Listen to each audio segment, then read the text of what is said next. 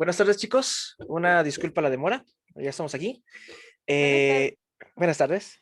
Yo me llamo Julio Morales y les voy a estar impartiendo la materia de física para este curso.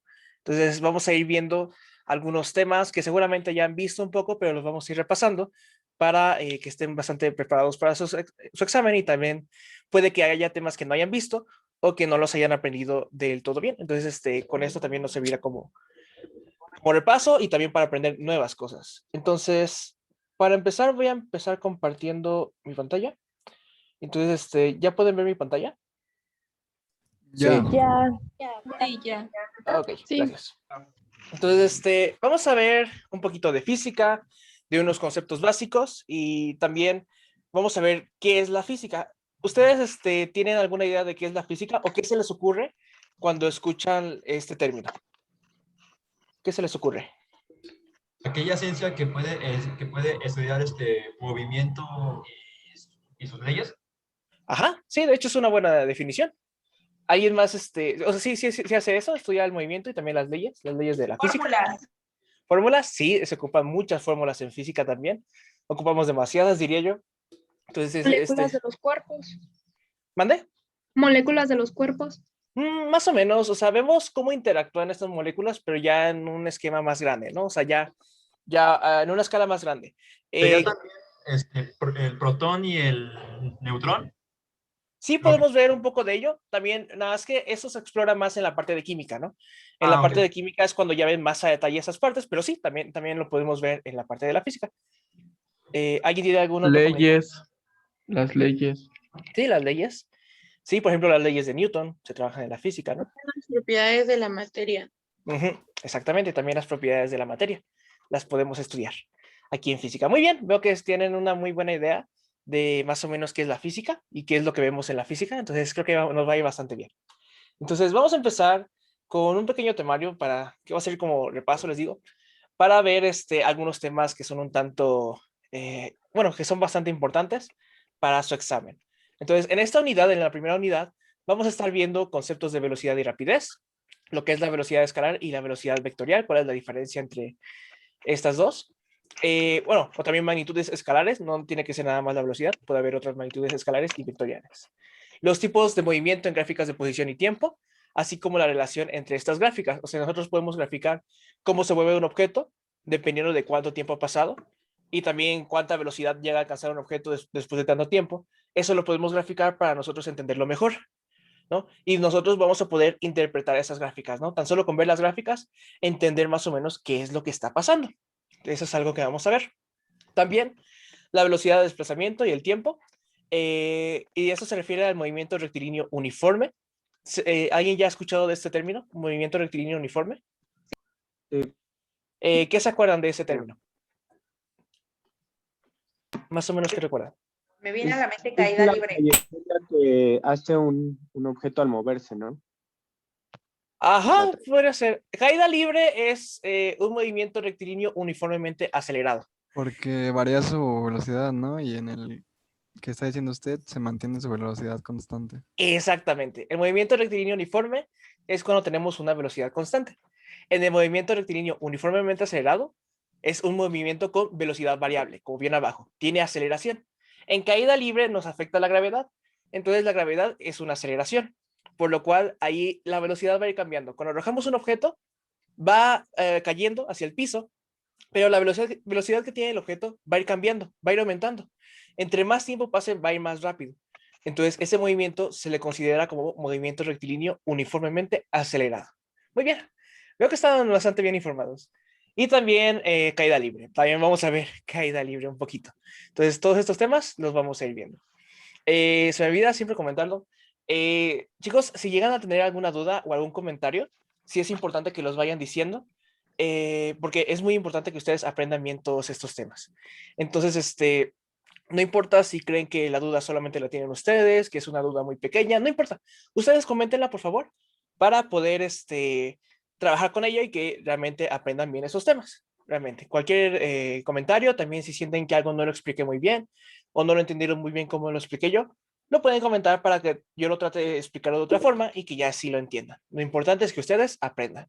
Entonces, también Estas diapositivas, o sea, si ustedes quieren copiar algo de la diapositiva para tomar apuntes, yo cada vez que pase una diapositiva voy a tratar de preguntarles si ya puedo continuar, si puedo pasar a la siguiente, para que ustedes tengan tiempo de copiar. Entonces, si están copiando y todavía no terminan, nada más me comentan para yo tomar una pausa en lo que ustedes copian y mientras voy explicando algunas otras cosas y ya nada más me avisan cuando pueda pasar a la siguiente diapositiva y que podamos continuar con la clase.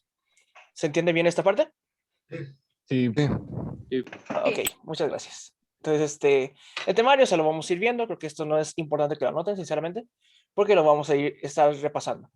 Entonces, vamos a ver algunas fórmulas que son necesarias para esta unidad. Algunas fórmulas que vamos a estar viendo en esta unidad y tal vez en otras, inclusive en las siguientes. También las podemos seguir viendo. Entonces, es importante que estas fórmulas se las aprendan porque les van a ser demasiado útiles en sus exámenes, ¿no? Necesitamos que estas fórmulas se las vayan aprendiendo y las vamos a ir repasando poco a poco, pero sí es importante que se las aprendan. Entonces, vamos a ver primero la fórmula de la velocidad, que me imagino que ya la deben de conocer, que simplemente nos dice que la velocidad es igual a distancia entre tiempo.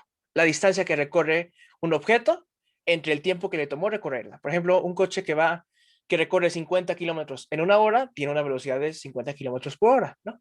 Simplemente dividimos los 50 kilómetros que recorre el cuerpo entre el tiempo que lo recorre. 50 kilómetros entre una hora nos da 50 kilómetros por hora. Entonces, esta es la fórmula de la velocidad. Así podemos saber la velocidad promedio de un objeto. La velocidad nosotros la medimos en metros entre segundo o metros por segundo, aunque también se puede medir en kilómetros por hora, ¿no? Si nosotros quisiéramos medir, bueno, el metro sobre segundo se utiliza porque es la unidad en el sistema internacional, ¿no? En el sistema internacional, la unidad que utilizamos para distancia son los metros. La unidad que utilizamos para el tiempo son los segundos. Por consecuencia, para la velocidad tenemos que ocupar los metros entre segundo. Pero nosotros, si quisiéramos medir, por ejemplo, cuánta velocidad lleva un coche que recorre de la Ciudad de México a Monterrey en 5 horas, por ejemplo, ¿no? Nosotros no sería mucho trabajo estar contando cada metro, ¿no? Estar diciendo, mira, primero recorrió 1 metro, después 2 metros, así, hasta los metros que sean de aquí a Monterrey. Es más fácil contar kilómetros, porque cada 1000 metros es un kilómetro. Entonces, en kilómetros, el número va a ser más pequeño. Pasa lo mismo con las horas, ¿no? Sería un poquito molesto tener un cronómetro que estuviera midiendo solamente segundos y medir cuántos segundos pasaron desde que inició el viaje hasta que terminó. Serían demasiados segundos. Entonces, por eso es mejor ocupar horas. Y entonces, en la vida cotidiana, ocupamos más lo que son los kilómetros por hora. Pero en el sistema internacional se utilizan los metros entre segundo. Entonces, algunos problemas nos van a dar la información en kilómetros por hora, pero vamos a tener que pasarlos, esa información, a metros entre segundo haciendo unas conversiones. Otras veces va a ser al revés, o sea, nos lo dan en metros entre segundo y nos van a pedir que lo convirtamos a kilómetros entre hora. Entonces, es importante saber cómo pasar de una unidad a otra y lo vamos a ir viendo, no se preocupen. Pero sí es importante conocerlo. Y entonces, este concepto de velocidad, ¿sí se entiende o hay alguna duda? Sí se entiende. Sí se entiende. Bien, entonces pasamos al siguiente. Vamos a ver ahora el peso. El peso es lo que hace que nosotros básicamente estemos sobre sobre la Tierra, ¿no? Básicamente. Entonces, nosotros, bueno, sabemos que la gravedad hace que nosotros vayamos hacia abajo, ¿no? Pero muchas veces lo comentamos como fuerza de gravedad, ¿no? Que la gravedad ejerce una fuerza para que nosotros vayamos hacia abajo. Pero la gravedad realmente es una aceleración. Solamente se convierte en una fuerza, nuestro peso, cuando nosotros tenemos alguna masa. ¿Esto por qué es? Nosotros, si estuviéramos en el espacio, por ejemplo, y tratara a alguien de levantarnos o empujarnos hacia enfrente, no le costaría mucho, porque no tenemos peso en el espacio porque no hay gravedad. Como no hay gravedad, no hay nada que nos empuje hacia ningún lado. Entonces, si nosotros aplicamos fuerza sobre alguien, si lo empujamos, va a ser muy fácil empujarlo, ¿no? Porque no hay nada que se esté oponiendo a ese movimiento, no hay nada que evite que ese cuerpo se mueva. Aquí en la Tierra tenemos la gravedad, que la gravedad hace que vayamos hacia abajo, pero en forma de una aceleración. Entonces, el peso ya es la fuerza que ejerce la gravedad sobre nosotros con nuestra masa. La masa es lo que hace que la gravedad genere una fuerza, básicamente. Si no hay masa, si un objeto no tuviera masa, por mucha gravedad que haya en el lugar, el objeto se mantendría flotando. ¿Por qué? Porque no tendría ningún, bueno, no se mantendría flotando, pero, o sea, no ejercería ninguna fuerza hacia abajo. Nosotros ejercemos una fuerza hacia abajo porque tenemos una masa y nos está afectando la gravedad. Si quitamos alguna de estas dos, no tenemos un peso, básicamente. Entonces, entre mayor sea la masa de una persona o un objeto, mayor será la fuerza. También la gravedad. Entre mayor sea la gravedad, mayor fuerza se va a ejercer de nosotros hacia abajo. Entonces, por ejemplo, si nos fuéramos a la Luna y saltáramos con la misma fuerza que aquí en la Tierra, en la Luna saltaríamos más alto. ¿Por qué? Porque la gravedad es menor en la Luna que en la Tierra, ¿no? Entonces, como es menor la gravedad, necesitamos menos fuerza para saltar la misma distancia. Entonces, si ocupamos la misma fuerza para saltar en la Luna, saltaríamos más alto. Pero ¿qué pasa si nos vamos a Júpiter, por ejemplo? Que ahí tiene mayor gravedad. Ahí, si fuéramos a Júpiter y tratáramos de saltar, saltaríamos menos. Nos costaría mucho saltar. ¿Por qué? Porque su gravedad es mayor. Nos costaría más, nos sentiríamos muy pesados nosotros estar ahí, porque cambia la gravedad, cambia la fuerza con la cual estamos siendo empujados hacia abajo. Entonces, el peso depende tanto de la masa, qué tanta masa tiene un objeto, que la medimos en kilos, ¿no? En kilogramos, que es lo que checamos en la báscula, ¿no? Cuánto pesamos o cuánto pesa un kilo de arroz, un kilo de tortillas, todo eso, lo pesamos en la báscula. Y la gravedad en la Tierra la solemos tomar como una constante. Solemos decir que en la Tierra siempre vamos a tener la misma gravedad. Esto realmente no se cumple en la vida real, pero es lo que ocupamos para hacer los cálculos, ¿no? La gravedad siempre la vamos a tomar, lo que es siempre como 9.8 o 9.81 para nuestros cálculos. Para nosotros la gravedad no va a cambiar, lo que va a cambiar es la masa, y de la masa va a depender el peso. ¿Se entiende esto? Sí. Ok. Entonces el peso, como es una fuerza que se está ejerciendo, lo medimos en newtons, la masa la medimos en kilogramos y la gravedad se representa con la letra G. La medimos en metros entre segundo al cuadrado porque esta es una aceleración. ¿Puedo pasar a la siguiente diapositiva? Sí. Gracias. Sí. También tenemos la fuerza normal. La fuerza normal es la que se opone a la gravedad. Bueno, al peso, mejor dicho. Nosotros, si constantemente tuviéramos un peso que va hacia abajo y no tuviéramos nada más, nosotros iríamos cayendo hacia el centro de la Tierra. La gravedad nos empujaría hacia el centro de la Tierra hasta llegar al centro, si no tuviéramos algo que nos sostuviera. En este caso, por ejemplo, yo estoy en un departamento, lo que me sostiene a mí es el piso del departamento, ¿no? El piso me sostiene para que yo no me vaya constantemente hacia abajo. Si no estuviera el piso, me caería, ¿no? Entonces, ese piso, para que nos pueda mantener, necesita ejercer una fuerza de igual magnitud que el peso. O sea, la fuerza va a ser igual de grande que el peso, que la que ejerce el piso para que nosotros nos mantengamos estables. ¿Para qué? Para que al sumar esa fuerza con el peso, vayan a ser iguales a cero. Nada más que... Perdón, entonces la fuerza normal es lo mismo que el peso. O Sí sea, y no. en fórmula, a eso me refiero. En fórmula sí. Ah, ok. Solamente hay una pequeña diferencia. El peso va hacia abajo, la fuerza normal va hacia arriba. Si hacemos la suma de estas dos fuerzas, del peso contra la fuerza normal, nos debe dar cero. Y el cero, que la suma de unas fuerzas nos dé cero, significa que estamos en equilibrio, que no nos vamos a mover. Entonces, si nos quedamos parados en el piso, tenemos una fuerza que se está ejerciendo constantemente, que es nuestro peso, y va hacia abajo. Pero a la vez el piso nos está sosteniendo y para ello ejerce una fuerza hacia arriba, que es la fuerza normal. Si sumamos estas dos fuerzas, nos da cero, la suma de fuerzas, y entonces estamos en equilibrio. No nos caemos ni salimos volando al cielo, ¿no? Sino que nos quedamos en un lugar estable. Entonces sí, en fórmula, la fuerza normal representada con N va a ser igual al peso representado con W, que es igual a la masa por la gravedad. ¿Cuál es la diferencia? La fuerza normal va hacia arriba, el peso va hacia abajo. Esto importa más que nada en los signos, ¿no? Porque a veces cuando sumamos fuerza, mejor dicho, debemos tener en cuenta los signos, hacia dónde va cada una de las fuerzas, si va hacia la derecha, si va hacia arriba, si va hacia la izquierda, si va hacia abajo, etc. Entonces sí es importante saber que la magnitud de la fuerza normal, la magnitud, o sea, cuánto vale esa fuerza, es igual al peso, pero la dirección también es la misma, pero el sentido es diferente. Vamos a hablar un poquito más adelante. De hecho, creo que es lo primero que vamos a ver. Sobre qué es la magnitud y qué es la dirección y qué es el sentido. Sobre vectores. Vamos a hablar sobre vectores, pero lo importante es saber que la fuerza normal va hacia arriba, el peso va hacia abajo. Y como es una fuerza también, se mide también en newtons. Entonces, ¿hay alguna duda? No. Ok. No. Por cierto, me parece que me faltó mencionarlo, pero vamos a ver ahorita las fórmulas muy rápido, o sea, las vamos a ir comentando un poquito de qué dice la fórmula, de qué se trata y todo esto, pero como tal los temas que tienen que ver con las fórmulas los vamos a ver más a detalle, no se preocupen. No crean que aquí me estoy saltando los temas muy rápido, los vamos a ver a detalle y vamos a ver ejercicios y ejemplos de cada uno de los temas. Nada más estamos repasando rápido las fórmulas que vamos a ocupar. Entonces, también tenemos la fórmula de la aceleración, que la aceleración nos marca cuál es la diferencia de velocidad en cierto tiempo.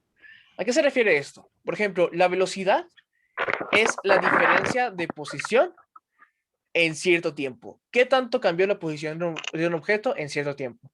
Si un objeto se movió, podemos medir cuánto se movió, y esa distancia que se movió es una diferencia de distancia, ¿no? Tenía una distancia al principio, tuvo otra distancia al final, entonces esa es una diferencia de distancia.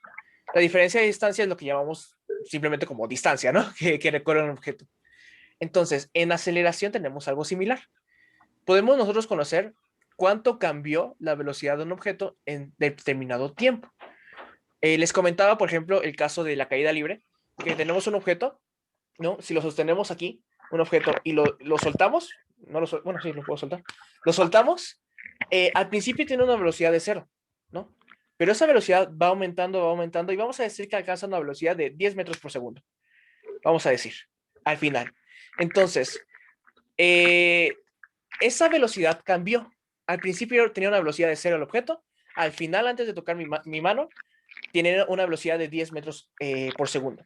Entonces, ahí hubo un cambio de velocidad. La velocidad no se mantuvo constante, sino que hubo un cambio.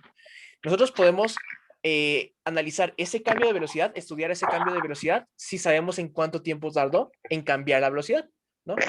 Sabemos cuánto cambió la velocidad y en cuánto tiempo podemos calcular la aceleración. Que la aceleración es cuánto cambia la velocidad en cierto lapso de tiempo.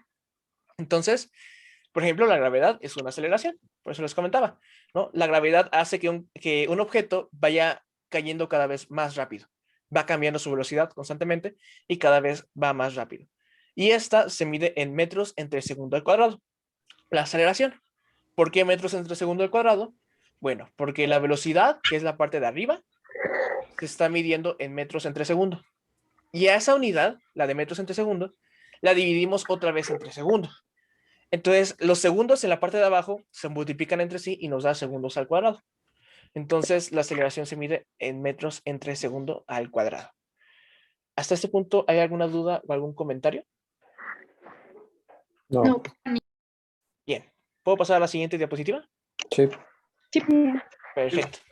Tenemos la velocidad de movimiento rectilíneo uniformemente acelerado, que es cuando la aceleración es constante. En esta fórmula, nosotros podemos saber cuál es la última velocidad que va a alcanzar un objeto, si conocemos cuánto tiempo pasó, qué aceleración tiene y cuánta velocidad tenía en un inicio. De hecho, de esto se pueden basar las fórmulas de la caída libre, ¿no? Porque la caída libre es un movimiento rectilíneo uniformemente acelerado. Así que si hay un ejercicio que nos pide saber cuál es la última velocidad que alcanza un objeto, que lo dejamos caer en caída libre, y tarda 3 segundos en caer, por ejemplo, tenemos el tiempo, como es caída libre, la velocidad inicial, la velocidad que tiene en un inicio del cuerpo es 0, y la aceleración sería la gravedad, ¿no? Entonces podríamos conocer cuál es la última velocidad que alcanza, simplemente multiplicando la gravedad por el tiempo que pasó en caer el objeto, ¿no? Por ejemplo, en este caso que les decía, mi celular, imaginemos que tarda 1 segundo en caer, desde que lo suelto hasta que me toca mi otra mano. Entonces simplemente tenemos que multiplicar la gravedad, que es 9.81, por 1 segundo, y sabríamos que la última velocidad que alcanza mi celular es de 9.81 metros por segundo, básicamente. Entonces esta fórmula nos va a servir para calcular la última velocidad que alcanza un objeto. Y bueno, la aceleración ¿no? Se mide en metros entre segundo al cuadrado. Si utilizamos gravedad, también se mide en metros entre segundo al cuadrado. El tiempo en segundos u horas y la velocidad en metros entre segundo o kilómetros por hora. También se puede hacer. Entonces, BF significa velocidad final y BI significa velocidad inicial. BI es la velocidad que tiene en un inicio el cuerpo y BF es la última velocidad que alcanzo. ¿Hay alguna duda? No. No. Perfecto. Pasamos a la siguiente entonces. Y también en caída libre no solamente podemos conocer la última velocidad que alcanzó el objeto, sino que también podemos saber, por ejemplo, la altura, si sabemos cuánto tiempo tardó en caer, o podemos saber, por consiguiente, si sabemos cuánto tiempo tardó en caer un objeto. Bueno, si sabemos a la altura que se arrojó un objeto, deberíamos de poder saber en cuánto tiempo cayó. Si despejamos esta fórmula, no solamente podemos conocer la altura del objeto, ¿no? Si es que tenemos el tiempo, pero si tenemos la altura, podemos conocer cuánto tiempo tarda en caer un objeto. Nada más hay que implicar una raíz en el despeje y tal, pero básicamente o nos dan el tiempo o nos dan la altura, pero con cualquiera de esas dos podemos conocer la otra, ¿no? Si conocemos una, vamos a conocer la otra. Entonces, esta caída libre se refiere simplemente a cuando nosotros soltamos un objeto, ¿no? Lo dejamos caer y solamente la única fuerza que se está ejerciendo sobre el objeto, la única fuerza que está actuando es el peso, ¿no? Por ejemplo, no es lo mismo, bueno, no voy a agarrar mi celular porque si no, capaz se me rompe. Voy a agarrar la calculadora. Entonces, si yo arrojo la calculadora hacia arriba, sí está afectando la gravedad, ¿no? Porque obviamente el objeto va a caer, pero también está afectando una fuerza que va hacia arriba. Estoy metiendo una fuerza hacia arriba y aparte está el peso que va hacia abajo. Por eso primero va subiendo la calculadora y después baja. Pero ahí hay más de una fuerza que se está aplicando. Se está aplicando una fuerza que yo aplico a la calculadora más la fuerza del peso. Entonces ahí ya no cuenta como caída libre.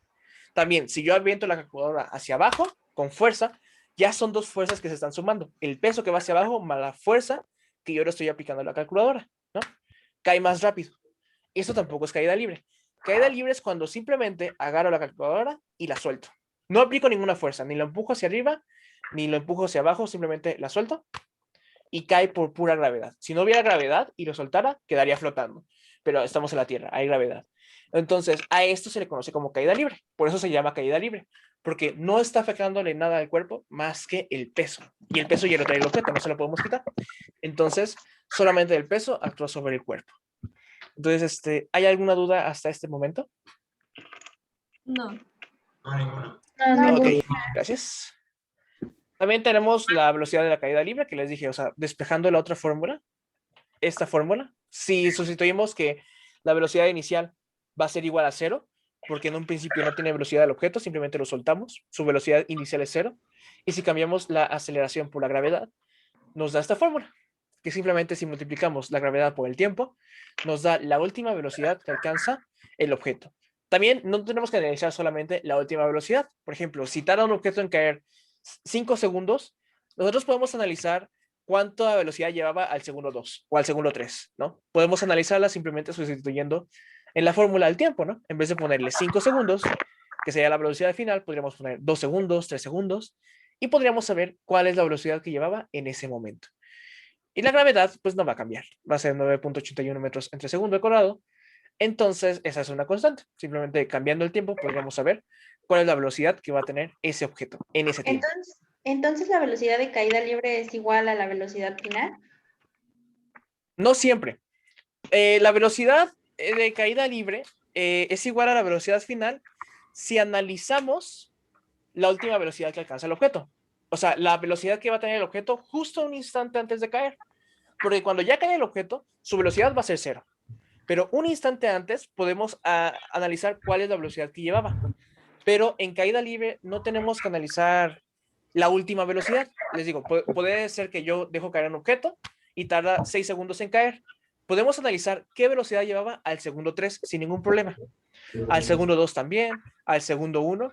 Podemos saber cuál velocidad llevaba en cualquier parte del trayecto, siempre y cuando sepamos en qué tiempo estaba en ese trayecto, ¿no? Cuando estaba en el segundo 1, podemos saber qué velocidad llevaba. Cuando estaba en el segundo 4, podemos saber qué velocidad llevaba. Y va a ser menor esa velocidad que la última velocidad, que la velocidad final. La velocidad final en caída libre siempre va a ser la más grande, ¿no? ¿Por qué? Gracias. Porque es de tocar el suelo. De nada. ¿Alguna otra duda? No. No. Ok. Entonces, bueno, ya vamos ahora sí con los temas, ahora en este momento, con los temas directamente. Y el primero que viene es la definición de física. La física es la ciencia que estudia los cambios que experimenta la materia en general con respecto a su posición o forma únicamente. Ya lo habían comentado, que la física estudia el movimiento. Y sí, si un objeto cambia su posición, está en movimiento. Y podemos estudiar muchísimas cosas con eso. Por ejemplo, si yo levanto mi calculadora, podemos saber cuál era su posición en el inicio, cuál fue su posición en el final, cuánto tiempo tardé en moverla desde su inicio hasta el final, qué velocidad llevaba, cuál era su aceleración, cuál fue la fuerza que ejercí para levantarla, cuál era el peso, cuánta energía utilicé para levantar la calculadora. Todo eso podemos estudiarlo con la física. Podemos estudiar mil y un cosas simplemente con un movimiento simple como levantar una calculadora. Cuánto tardaría en llegar al piso, por ejemplo, también lo podríamos calcular. Y a eso se dedica la física, ¿no? A estudiar lo relacionado con los objetos que cambian de posición, que se mueven. Entonces estudiamos el movimiento prácticamente. También estudiamos lo que es el cambio de forma de un objeto. Por ejemplo, si nosotros tenemos en el congelador un cubo de hielo y lo ponemos en un vaso, el cubo de hielo se va a empezar a derretir. Al principio tenía una forma de un cubo, pero se va a empezar a derretir y va a empezar a tomar la forma que tiene el vaso. Se va a convertir en agua. Entonces, ahí cambió su forma, el objeto, ¿no? El cubo de hielo cambió su forma. Y eso también lo estudia la física. Si el objeto puede cambiar su forma, lo puede estudiar la física, básicamente. También cuando congelamos el cubo de hielo, pues pasa lo mismo, ¿no? Ahora se empieza a, bueno, si lo ponemos en un recipiente donde tenga forma de cubo, podríamos regresarlo a su estado inicial. En otra parte también estudiamos, por ejemplo, un pedazo de metal, si nosotros lo podemos calentar, se va a expandir, ¿no? Puede que no lo notemos porque no es mucha la expansión, pero un material con el calor se expande. Entonces, ahí también está cambiando su forma, ¿no? Al principio tenía una forma original y como se fue expandiendo, fue cambiando poco a poco su forma. Entonces, eso también lo podemos estudiar con la física. ¿Sí se entiende esta parte? Sí. Sí. Ok. Entonces, vamos a hablar de unos ejemplos de fenómenos físicos. Por ejemplo, un fenómeno físico es arrojar un objeto desde un edificio. Básicamente sería caída libre. Seccionar una varilla, cortarla en partes, ¿no? Por ejemplo, también podemos analizar las fuerzas que se ejercen sobre una varilla. Podríamos hacerlo. La corriente eléctrica que circula por un conductor, también, porque la corriente eléctrica no son más que electrones moviéndose por un cable. Eso es básicamente la corriente eléctrica. Por dentro, en los átomos, van moviéndose los electrones de un lado a otro. Y eso genera la electricidad. Entonces, como es movimiento, lo podemos estudiar también con la física. Y también elevar la temperatura de un material, les digo. Si es un metal, se va a expandir, por ejemplo. O si lo calentamos demasiado, se puede derretir ese metal. Si calentamos mucho el agua, empieza a hervir y entonces se convierte en vapor. Podemos estudiar esos fenómenos con la física. ¿Tienen algún otro ejemplo de un fenómeno físico que se les ocurra? La dilatación. Ajá, la dilatación, sí, es un buen ejemplo. ¿Algún otro? Tiro ¿Creen? parabólico. Tiro parabólico, exactamente, porque estamos arrojando un objeto, le estamos aplicando una fuerza y también tiene que ver la gravedad, ¿no? Que la gravedad define en cuánto tiempo tarda en caer, ¿sí? El tiro parabólico también es estudiado por la física. ¿Alguien quiere comentar algo más? ¿O pasamos a la siguiente diapositiva? La siguiente. Ok, bien. Entonces, vamos a estudiar diferentes magnitudes a lo largo de este curso de física. ¿Pero qué es una magnitud? Bueno, una magnitud básicamente es todo aquello que nosotros podemos medir. Si lo podemos medir, prácticamente es una magnitud, ¿no? Entonces, el tiempo lo podemos medir nosotros. Podemos medir cuánto ha pasado desde que nacimos, cuánto ha pasado desde que inició la clase, por ejemplo, cuánto falta para que acabe el día. Podemos medir eso. Podemos medir cuántos segundos, cuántas horas, cuántos días, etcétera. Podemos medirlo, el tiempo. Entonces, como lo podemos medir, es una magnitud. También la longitud se refiere a las distancias, ¿no? O cuánto mide un objeto. Mi calculadora ha de medir unos 15, 20 centímetros, ¿no? De largo. Por ejemplo, ¿cuánta distancia hay de la Ciudad de México a Guadalajara. También podríamos medirlo, ¿no? ¿Cuál es la altura de mi habitación? Podríamos medir eso. Si lo podemos medir, también cuenta como magnitud. Tenemos también la masa, que la masa se refiere a cuánta materia tiene un cuerpo, ¿no? Entre más materia tiene un cuerpo, más masa tiene ese cuerpo. Entonces, en la Tierra, más pesado se convierte. Entonces, si un cuerpo es más pesado en la Tierra, significa que tiene más masa. Si es menos pesado, tiene menos masa. Entonces, nosotros podemos medir eso. Podemos medir cuánta masa tiene un cuerpo y lo hacemos con las básculas regularmente. Nos marca cuántos kilos tiene un objeto o una persona. También podemos medir la superficie, es otro ejemplo. La superficie se refiere, bueno, se entiende mejor como área, ¿no? Básicamente la superficie se refiere a un área. Podemos medir, por ejemplo, aunque suene raro, podemos medir el área de la Tierra, por ejemplo. Podríamos medirla. Podríamos medir, no sé, la superficie de la pantalla de un teléfono, ¿no? ¿Cuál es su superficie? ¿Qué tan grande es la pantalla del teléfono? O también podemos hacer cosas más simples como medir el área de un rectángulo, el área de un triángulo, y eso como lo podemos medir, lo podemos calcular y lo podemos medir, también cuenta como magnitud. También tenemos las fuerzas, como es la fuerza normal, el peso, u otra fuerza que ejercemos, por ejemplo, para levantar un objeto. Si yo quiero empujar mi escritorio o jalarlo, tengo que aplicar una fuerza, pero esa fuerza la podemos medir. Y también la rapidez, que la rapidez es qué tanto cambia la posición en cierto tiempo, o sea, es la velocidad, básicamente. También, como vimos, tenemos fórmulas con las cuales podemos medir este cambio, entonces también es una magnitud. ¿Se entiende? Sí. Sí. Muy bien. Sí. Pasamos a la siguiente diapositiva, entonces. Y tenemos, para cada magnitud tenemos diferentes unidades, sobre todo porque tenemos dos sistemas principales en el mundo.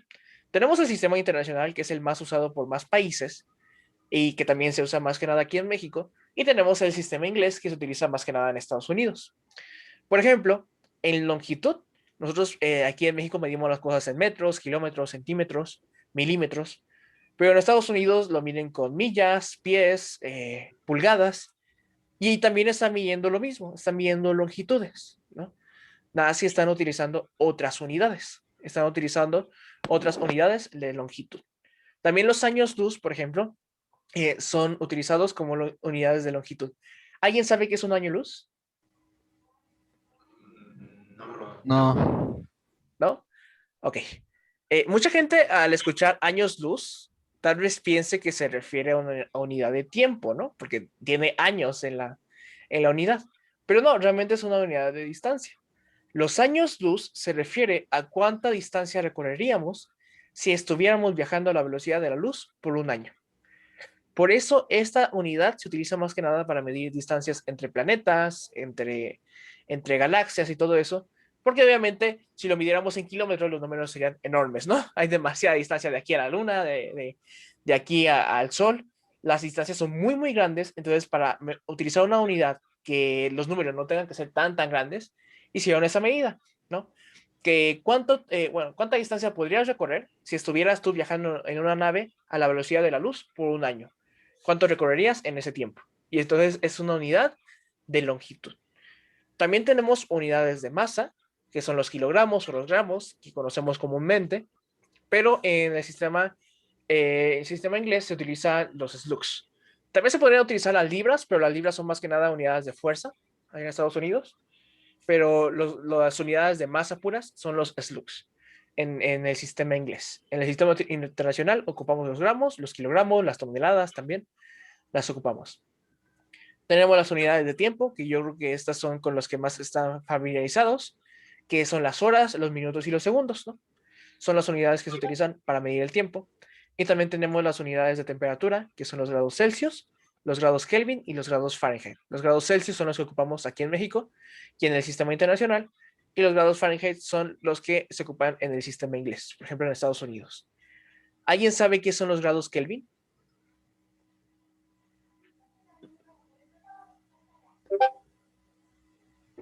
Ok, pareciera ser que no. Disculpe. No, que si alguien sabe cuáles son los grados Kelvin. No. No. Ok, No. los grados Kelvin son una variación, por decir así, de los grados Celsius.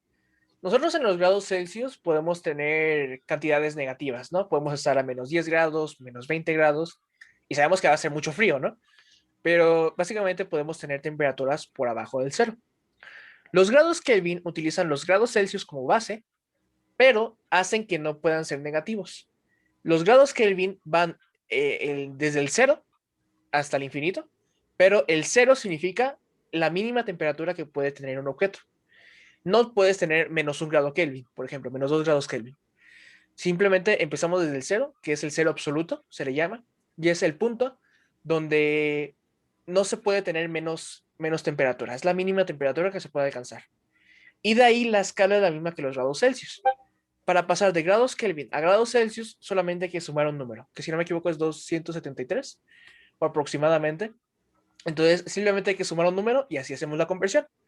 Con los grados Fahrenheit no es tan fácil. Ahí hay que hacer una pequeña división, multiplicar por ciertos números para poder hacer la conversión. Pero con los grados Kelvin literalmente nada más tenemos que hacer una suma o una resta con los grados Celsius y ya tendríamos la conversión. Entonces simplemente los grados Kelvin se utilizan más en física. En la vida real casi no se utilizan, pero en la física se utiliza mucho para hacer cálculos. Nada más que también ocupamos los grados Celsius o los grados Fahrenheit, o sea, se ocupan también. Nada más que los grados Kelvin son para cosas más específicas, ¿no? De la física. ¿Hasta este punto hay alguna duda? No. No. ¿Que ¿Puedo pasar a la siguiente diapositiva? Sí. Sí, Bien. Además de las unidades principales, que son las que ahorita vimos, tenemos unidades derivadas. Las unidades derivadas se refieren no a hacer derivadas en cálculos, no, se refiere a que nosotros podemos combinar las unidades para generar otras. Un ejemplo muy, muy sencillo de estas unidades derivadas es la velocidad. En la velocidad estamos midiendo distancia y estamos midiendo tiempo. Entonces, combinamos esas dos unidades, los metros de distancia y los segundos de tiempo, y obtenemos los metros sobre segundo, ¿no? Que es una unidad de velocidad. Estamos combinando dos unidades fundamentales para juntar otra. También los kilómetros entre hora o los centímetros entre segundo son unidades de velocidad que utilizan la distancia, una unidad de distancia, entre una unidad de tiempo. Por otra parte, también la fuerza, por ejemplo, es una unidad derivada. ¿Por qué? Porque estamos utilizando la masa, que es una unidad fundamental, y estamos utilizando la aceleración, que de por sí la aceleración ya es una unidad derivada. Las multiplicamos y así obtenemos los newtons, las libras o las dinas. Obtenemos estas unidades. ¿Ok? Entonces, combinando estos, por ejemplo, los newtons vienen siendo equivalentes a kilogramo por metros entre segundo al cuadrado, ¿no? Estamos multiplicando la masa, que son los kilogramos, por los metros entre segundo al cuadrado, que es la aceleración. Y así obtenemos la fuerza. La presión también es otra unidad que utiliza los newtons, que también es una unidad ya derivada, y utiliza los metros al cuadrado, que es una unidad también derivada, que se refiere a la superficie, al área. Entonces, estamos utilizando dos unidades derivadas para hacer una nueva unidad. ¿En esta parte hay alguna duda? No. Ok, entonces, por último vamos a hablar un poquito sobre los prefijos, que los prefijos nos sirven para representar cantidades o muy grandes o muy pequeñas de una manera más sencilla. Por ejemplo, me imagino que deben de saber de que 1 kilogramo equivale a 1000 gramos, ¿no? ¿Eso sí lo identifican? sí. Sí. Entonces, la palabra kilo es un prefijo. Ese prefijo está indicando que son 1000 de lo que viene después, que es la palabra gramos. Kilogramos significa 1000 gramos, ¿no? Por ejemplo, también tenemos los mililitros, por ejemplo.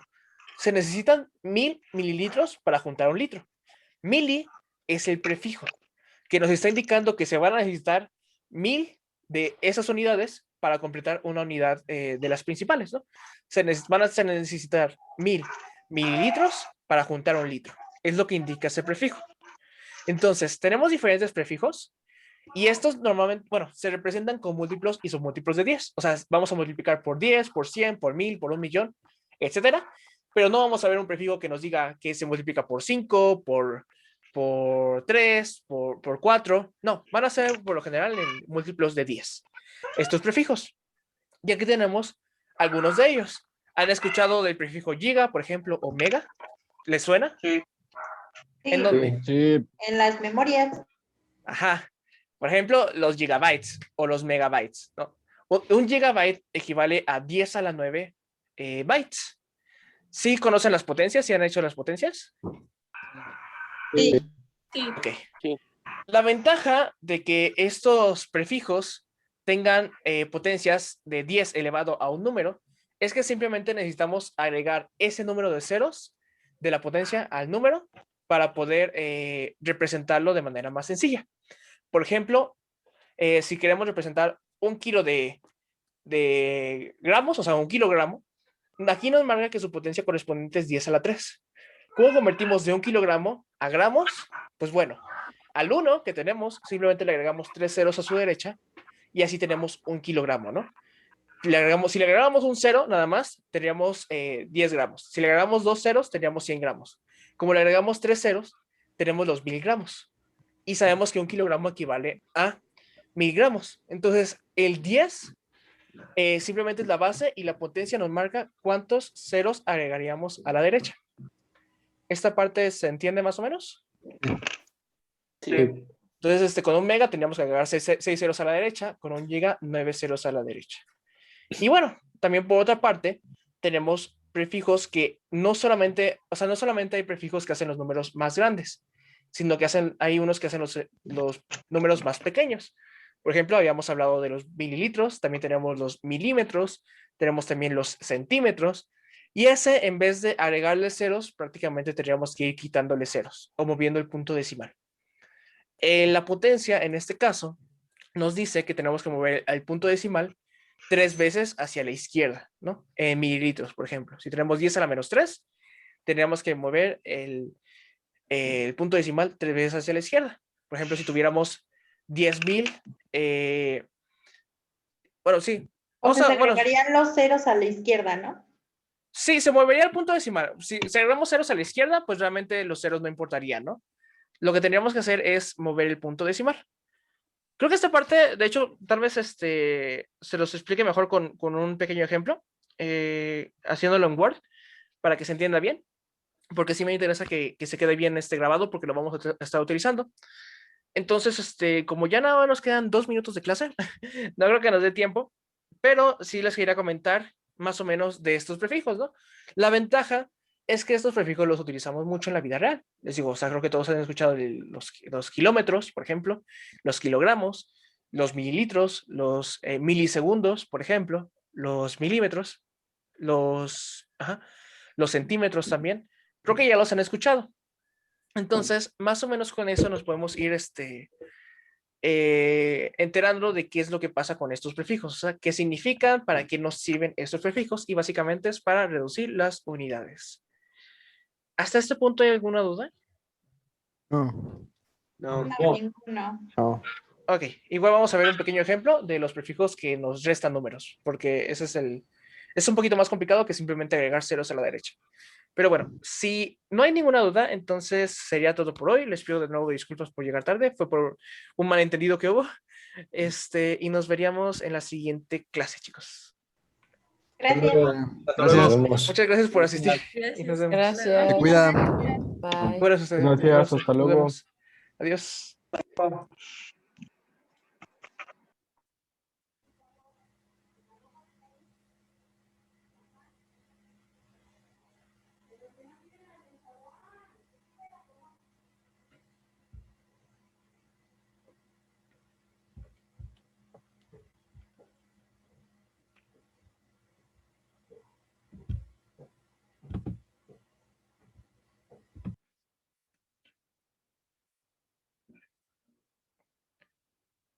Voy a ya terminar la reunión. Hasta luego.